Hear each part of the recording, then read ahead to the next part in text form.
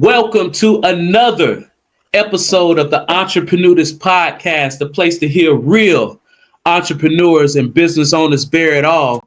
And we always do what we say we're going to do. We got a great entrepreneur in it. Somebody went from swinging hammers to getting into that SaaSpreneur phase. I know a lot of y'all know about SaaS, so we're definitely going to talk about that.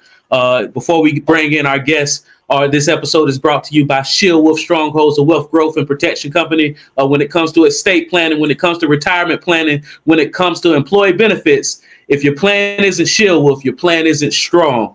But now to our guests, right? Our guest, technical entrepreneur and best-selling author with more than 25 years of experience in the construction industry. As the founder and CEO of Permit Rockstars, he is leading the transformation of construction permitting through a powerful SaaS platform that automates paperwork, streamlines inspections, and simplifies lien compliance.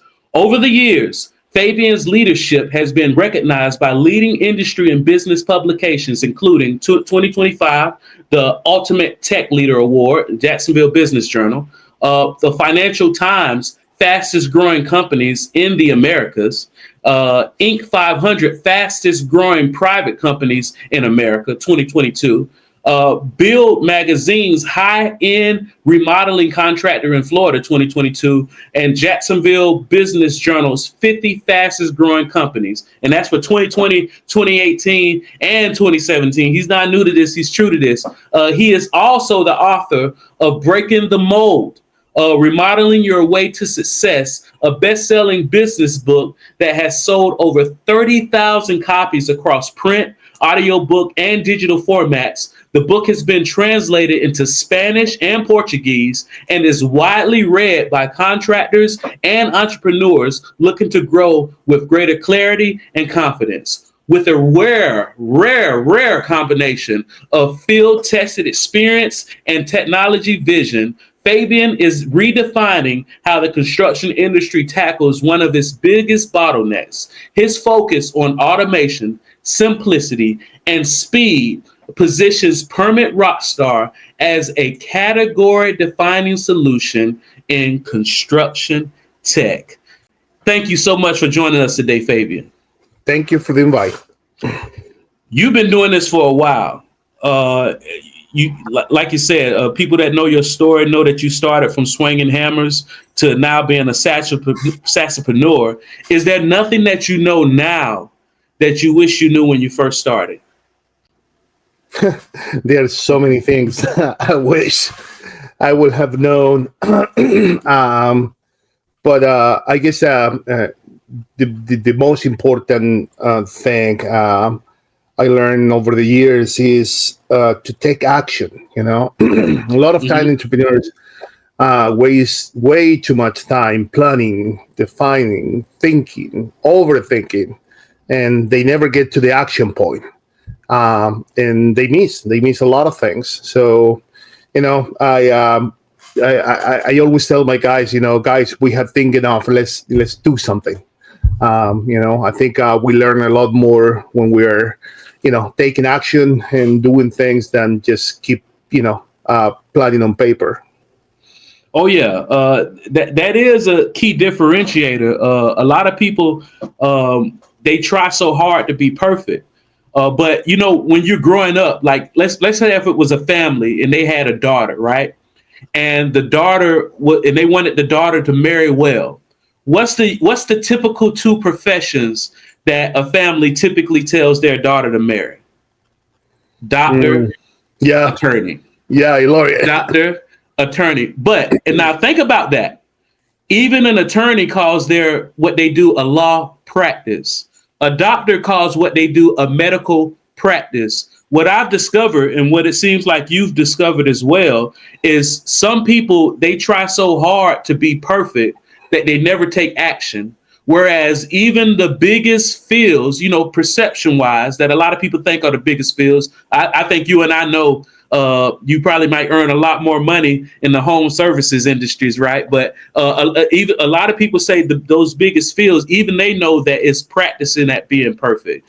Is Is that what you share with your people? Hey, let's take action. Don't worry about being perfect starting out. We'll figure it out. Is that the concept, or is it something different? Yeah, absolutely.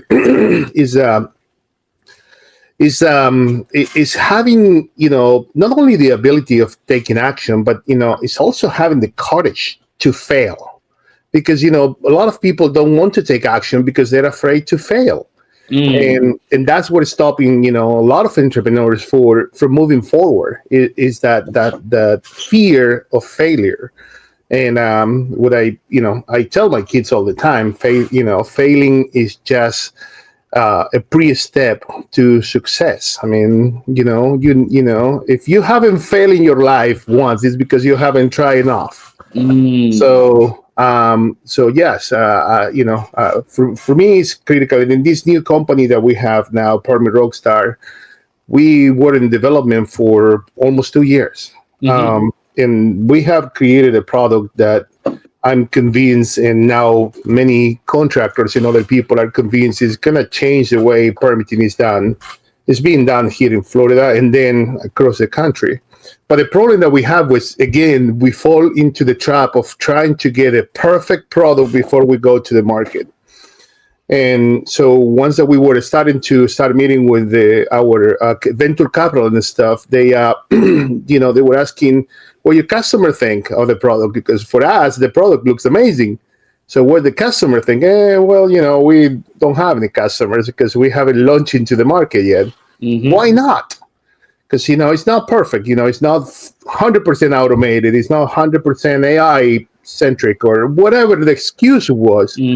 And we quickly realized that, we were wasting a lot of time, instead of trying to get a perfect product, you should invest in that time in getting customers, getting to use the product, and they will tell us what we need to perfect, and what they don't care.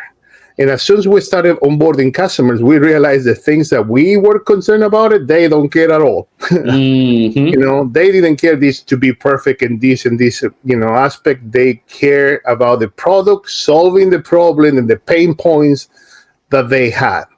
That's it. If that was done by, a quantum computer, great. If it was done by me, riding my bike to the city and, stamping some papers, they didn't care. As long as their pain points were solved, that's all they care. So action, I can't repeat it enough. It's just a matter of, it's not about perfection. It's about, getting things moving in the right direction. Got it. And speaking of getting things moving in the right direction, a lot that point of failure that a lot of people end up not overcoming if they don't find the right solution is the bottlenecks when it comes to permitting. What's wrong? What's broken with the permitting process as it is now? And how are y'all fixing it? So I've been a contractor for 25 years. And in that time, I spent way too much time dealing with permitting.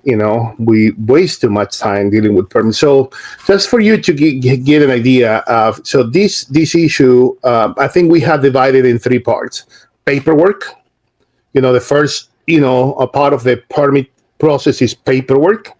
The second part is getting all your paperwork, including drawings and plans, and take it to the city for review. And the third and last part is once that you get your permit, is get through all your inspections, so you can complete the job according to code. So the first part, the paperwork. So we in Florida, there are over 350 municipalities that can issue building permits. So there is only 67 counties, but 350 municipalities that can issue permit. Imagine Duval County, you can get a permit in Duval County, in Jacksonville, right?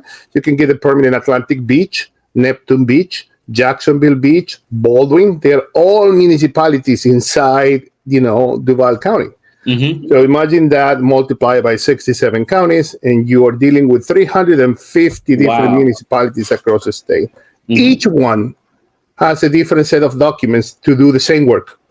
Same so, imagine the contractor, doing, when you're just working, let's say in this area, you get familiar with the kind of paperwork that you need to present for these different projects. But if you get a new job, let's say in, I don't know, St. John's, Palm Coast, St. Augustine, you're looking at a complete set of paperwork. So the first thing that we did was, get the paperwork across all 350 municipalities and digitize it. So we have all the forms that are out there. So if you want to put a permit anywhere in the state, we have the right form for you. If we don't have it, we'll get it and we'll digitize it so you don't have to fill it manually again. The second part is one that you get the right forms. A lot of contractors don't know what kind of information they need to put in the forms, right? And so they start filling the forms incorrectly and they go back to the city and come back because they're missing half the information, right? So the second part that we did is once that we got the form, we created an AI powered system that goes to the public databases like property appraisers and stuff like that, and retrieves all the legal description, ownerships, property types, et cetera, whatever information the notice of commencement and building permits are going to need, and pre-fill it for you. So you don't have to be researching the web and copy and pasting information and bring it back to your forms, which a lot of times you just make mistakes while you copy and paste and you're pasting the wrong information or in the wrong spots. Once that you have the forms filled, right, then you got to start chasing what we call the signature chasing, right? So now I got to call my homeowner and say, hey, what time can I meet you? So, you can sign this paperwork for me. And, that's this is a dancing game now. You don't know when he's available. You don't know when you're available. And now you set up a time. You drive across town because nothing in Jacksonville is close by. It's always across town. You drive over there, half an hour, 45 minutes, get to the place, get your paperwork out. The customers start signing. Of course, they're excited about the project. It's not going to be a 5-minute signature thing. You're going to talk to them for a little while about something, right? And then once all the paperwork is signed, you got to go back to the city or to your office if you have an electronic system and record the notice of commencement with the clerk of courts. Once that NOC has been recorded, now you can put all your permits together. And now you are ready to move to the second part, which is the plan review. Now, the first part, I thought in my head that, I could get this done in an hour. And because I've done it so many times that, I got it down, But when I actually put a clock, and we actually got one of those GoPro cameras, and kind of put it in the head of one of our guys and tape it to him for the entire process. So he got to the office around 7 a.m. They start doing paperwork. The first hour kind of good, no phones, no ringing, no emails, nobody calling you. After that, your phone start ringing. Subcontractors calling, customers calling, vendors calling. Now your paperwork time, went from 5-10 minutes to a couple hours just because you got to do some other things in between. Now you coordinate with the homeowner, right? Now you go and do the dancing with the signatures. Now you come back and so the entire process took 6 hours. Wow! From beginning to end. And so, how much is that worth in contractor time? How much is that worth? That's a lot. It's a lot. Who's at the front door? So, we're talking about, intrinsic costs of, $100 to $150 per hour. So that time is spent chasing paperwork costs that contractor anywhere from $600 to maybe $900. It's a lot of money just to create paperwork. A lot of contractors don't realize they're doing that. They are so used to just go with it that they don't realize that. The other problem is a lot of contractors, are not doing it right. They are just, they are getting the signature from the customer, but they are not notaries. They're notaries at the office. So they collect the signatures, they bring a paper to their office that is, the actual notary never saw the person signing. Wow. That's illegal. Yeah. So you can get in hot water. So exactly, you can, the notary can get in hot water right there. So that's one part. Now you just got over this. You send your stuff to the city. You're excited. I'm ready to go. Assuming that your paperwork's good, the city's taking, well, right by state law now, they have 30 business days. We translate roughly in 6 weeks to review your permits, right? Mm-hmm. We can review your permits, your plans in 5 business days guaranteed. Wow. So, it's a huge difference in time by the time that the city takes and reviewing plans and the times that we take and reviewing plans. Granted, then the city still has to go through the zoning process and whatever other admin stuff they had to do. But by law, they are precluded to take more than 20 business days. So you're saving 2 weeks, just minimum, if you use a service like ours. And finally, the inspection. So the normal inspection procedure, it goes. You do a little bit of work. You're ready for your inspection. You got to stop working. You got to call the city, or set up an appointment. Or call an inspection, and then the following day you got to be sitting there on the job site, playing Candy Crush all day until the inspector decided to show up. You don't know if they're going to show up at 7 o'clock or 5 p.m. Sometime they're going to show up. And now the contractor wasted a whole day waiting for the inspections to show up. Yeah. If the inspector is in a bad mood, then you're missing a few screws, then you fail. And then they had to do it again the next day. With us, it's a virtual inspection. So you just finish doing the work, you take videos, you take pictures, we set up a video call, we inspect the work, and you're good to go. You don't have to wait to the next day and wait for somebody a whole day to show up to do your inspection. So our paperwork takes, instead of 6 to 8 hours, can be done in 15 minutes. Our plan reviews, instead of, whatever time the city takes, can be done in no more than 5 days. And now our inspections can be done, within 5 minutes too. So we are getting contractors to start the job 75% faster. And we're getting to finish the job, even, close to 50% faster than they could do it before. It's a huge gain on time. They are saving a lot of time, and that time gets translated in real dollars. They can get more jobs done in the same time with the same people. They don't have to increase their overhead. It's the same people. So, that's, this is why a platform like this is going to completely change the way the permitting is done in Florida. And that sounds amazing, because what you're saying is the average value of an hour for somebody, even if it's 150, but it could be less, it could be more, but that's still time that you're losing, that you could be doing something else productive. And I imagine somebody listening to what you're saying, like, all right, that's great. You're able to get the permits already from all of these municipalities. You're able to pre-populate, filling out all of these things, and you're able to submit these things, but a virtual inspection can't be as good as an in-person inspection. Have you ever run into anybody that says that? And and what do you say to that? Actually, it's not true, right? So our inspectors has to go through the same certification that the city inspector do. In fact, our inspectors are professional engineers. Most of the inspectors of the city are not. They are, they have expertise to do this, and they got a specific license as building inspectors, electrical inspectors, or whatever else. But, most of them, they are not professional engineers. Our inspectors at this point of time, they are professional engineers.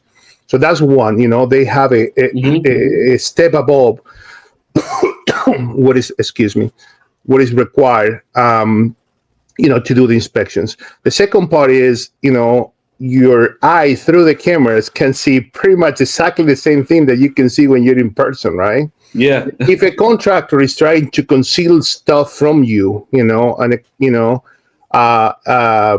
experienced inspector is gonna, realize it quickly, right?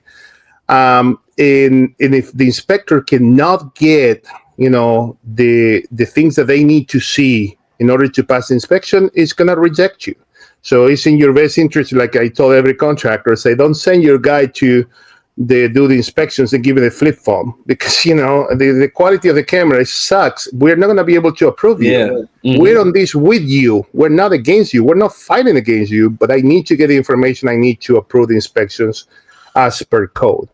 So, I know, simplifying your questions. Yes, I mean, we can probably get, almost the same quality of inspections that we could do in person. But if we couldn't, for whatever reason, then we are not going to pass. We're going to request a physical inspection. So there is an alternative. If for whatever reason the camera, for whatever reason you can't get what you need from the video, you do offer that option of actually physically coming out. Yeah, absolutely. Okay. So we don't want to leave our customers, stranded in case that we can, perform an inspection. We're not going to pass it if we cannot see what we need to see and obtain the records that we need to obtain. We're not going to pass it, but we're going to offer the alternative. So, okay, well, now we had to set up a time to meet. Would you say contractors not having access to systems like you have is the reason that they're not scaling? And is there any other reasons that they're not scaling that they could learn from you on how to scale? Well, this is one of them. So I'm just going to give you two quick samples. So we're working with a generator company that they use, they sell the generator, they create the paperwork, they pull their permits, they schedule the installation day, they go set up the equipment, do the rough, they stop. Mm-hmm. Got to call the inspection next day. Either them or the customer got to be home, so the inspector does the inspection. Then they got to send the crews back to finish the installation, and get the generator working with us. We take care of all the paperwork. They sign the sale. We take care of them the paperwork. We just call them, your permit's active. They know the permit's active. They schedule the installation. The same crew goes the same day and does all the installation, the rough, and they put the generator to work the same day. They don't have to come back. There is not two more days in between.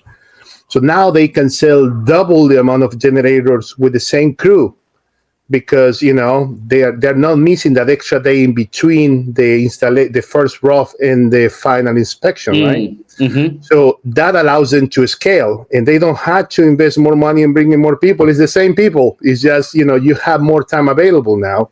We have roofers that they don't have to stop mid-roof waiting for the inspector to show up. They can, do their thing. We pass the inspections. They can cover the roof on the same day. That allowed them to scale again. They don't have to come back the next day. They can go to a different job the next day. And for the rest of the contractors, systems. They gotta have systems. If they don't have systems, so they can bring new people and that people can run in those systems, they're going to be stuck with, they are the only ones that know how to do something, right? Mm-hmm. No, and that's because, once again, it all breaks down to time and your ability to take that time and use it for something else instead of just hurry up and waiting. That's what it sounds like you're saying to me. A lot of the process, the way it is prior to your product, is hurry up and wait. Absolutely. Do this and then wait. Whereas now you're able to use your process and do this, and I believe was something just codified into law that makes your service a lot more viable and credible. Well, it was private providers were legal for many years. Mm-hmm. But there were some municipalities where these virtual inspection things weren't very taken like seriously, and since it wasn't specifically codified into the statutes, the Florida statutes, some cities were rejecting them. Now they can. This starting in July 1st is part of the Florida statute, so. They cannot tell you, hey, you cannot use a private provider. Yes, we can. So we have been dealing with a few cities that still, trying to, it's like, hey, guys, you guys made the code, let's follow it. Just follow it. Like you did it, we just follow it. And just like a lot of successful entrepreneurs, because, you're fastest growing this, fastest growing that.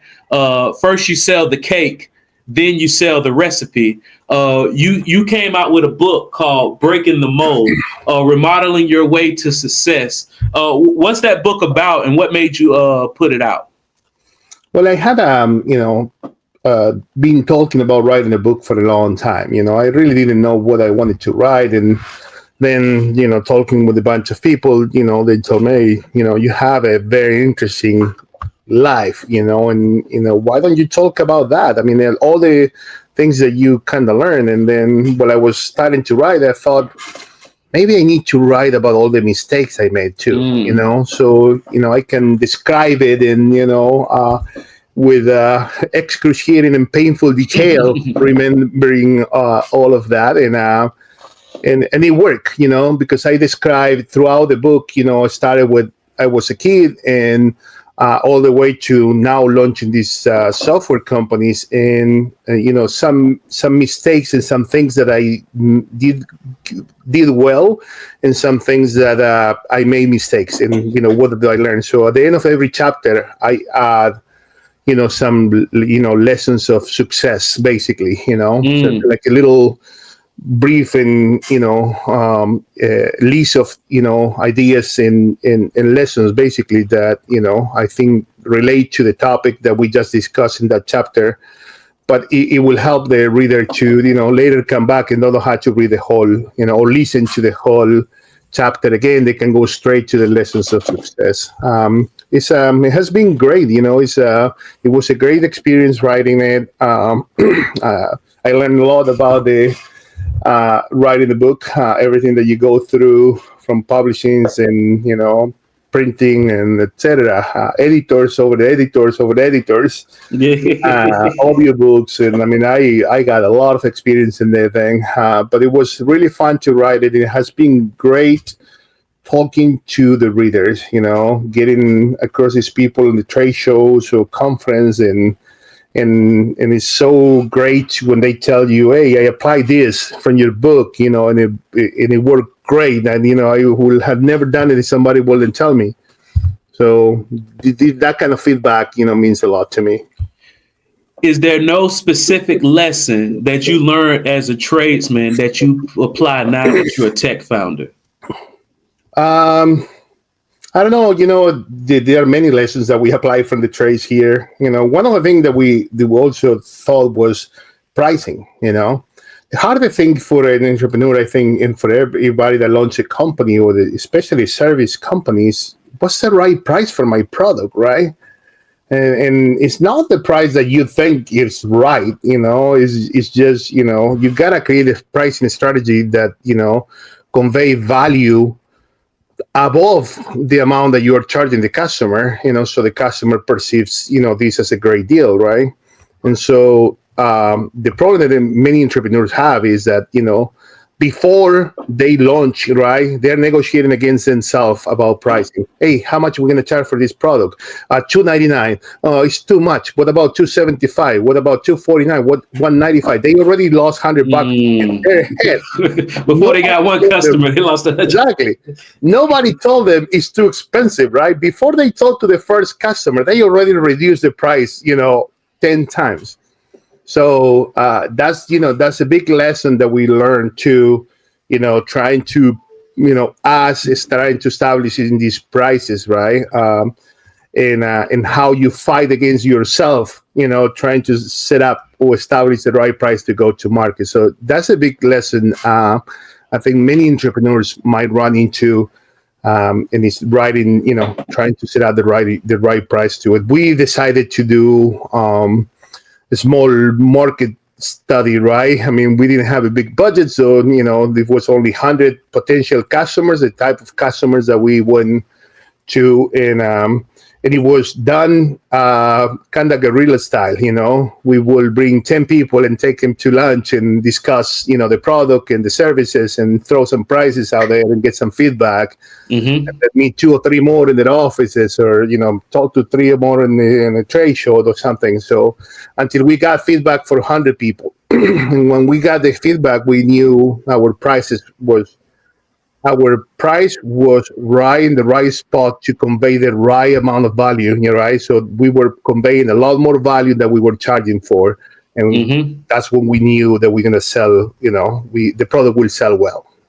That's good. And another thing that you can have a great product, but if you have terrible leadership, it can destroy even a great business model.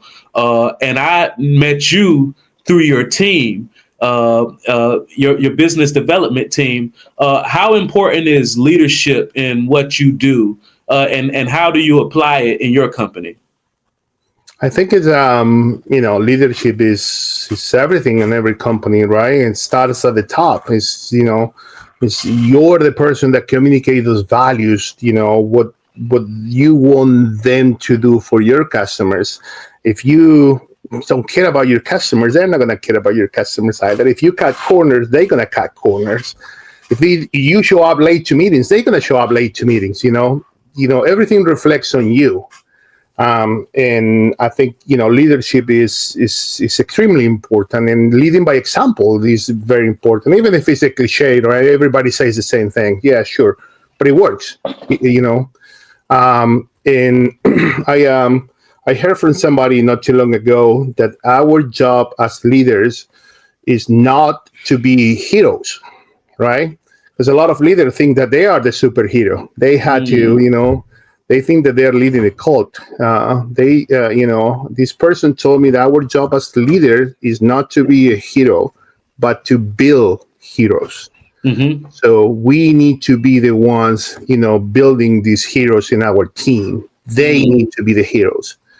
And so I thought about it for a while, so everybody likes a little recognition. I like to be a hero every once in a while. But it's not your job. Your job is actually giving them the tools so they are the heroes, right? Absolutely. In my book, I also talk about the culture of failure. I encourage it. And they say, you're nuts? I mean, how you encourage your people to fail? Because that's how we learn, right? If we're not failing, we're not, trying hard enough. And I don't want people to hide their mistakes. I want them to show them to everybody, to the whole team. I made a mistake. This is what happened. This is how I fixed it. So now we all know, to avoid that and how to fix it if it happens to us, right? If you create a culture of fear that, if somebody give me mistakes, they're going to get fired, then, your company is moving nowhere because everybody's afraid to make mistakes. So nobody's taking risk. And whoever's making mistakes, they're hiding it because they know they're going to get fired. So on the book, we kind of talk about that a little bit. We talk about encouraging, sharing these mistakes, owning them, and then, finding the solution and then sharing it with the whole team, right? And that's how we learn and move forward as a company. Oh, yeah. It sounds like you're encouraging a culture of extreme integrity and accountability. Is there any question that I should have asked you? I don't know. I think we have a good talk. I think I talk too much. Oh no! I really love this subject. I think we are really changing the way that permitting is gonna, be done in Florida and across the country. And I think this will help. It will help a lot to contractors. Contractors are failing miserably.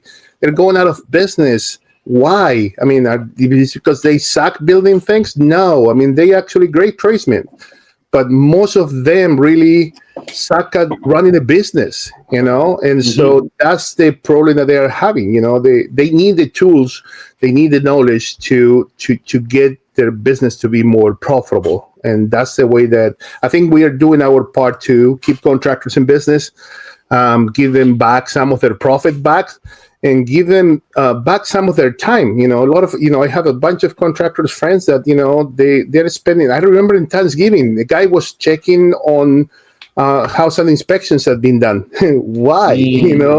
Come on, man, just put your phone down. Say, I can't, I had to be prepared for Friday. That this is crazy. I mean, by using systems like us, contractors can reclaim, the time that they're wasting on all this paperwork and bureaucracy, and actually reclaim their lives. Oh yeah, I heard a long time ago the best way to make money is by helping people make money. And it sounds like what you're doing is you're helping people make money by saving them time and pointing out the time that they didn't even realize that they were losing. One last question, Fabian.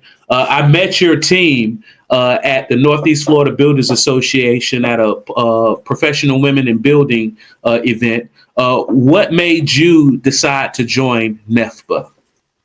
I think they're a great organization. There is great people leading the organization, and our customers are there. This is like one of the I would say reasonable water holes where our contractors gonna be, right? And so I like the organization. I like the leadership team. Really good people, and I like it. The things that they're putting together so to make contractors' lives, builders' lives, make it easier. Absolutely, definitely a great organization, the biggest builders association in the state of Florida. I'm glad I joined, and I'm glad I was able to meet you and your team. One last time, please tell people who are you, what do you do, and how they can get in touch. Okay, my name is Fabian Videla. I'm the chief rockstar for Permit Rockstar. We automate the entire permitting process and simplify it so you don't have to waste time either with paperwork, plan reviews, or inspections. The best way to get in touch with us is through our website. It's www.permitrockstar.com. All right. Thank you so much, Fabian Videla. This has been another episode of the Entrepenudist Podcast, the place to hear real entrepreneurs and business owners bear it all. I am your host, Randolph Love III. And remember, if you're listening to this on an audio platform, please check the show notes so you can see our beautiful brown faces talking to you about this thing, what we talk about, and everybody has their thing, and everybody bears it all here. And I definitely want you to get in touch with Fabian. Thank you so much, Fabian, for spending this time with us, and I hope you enjoy the rest of your day. Thank you so much.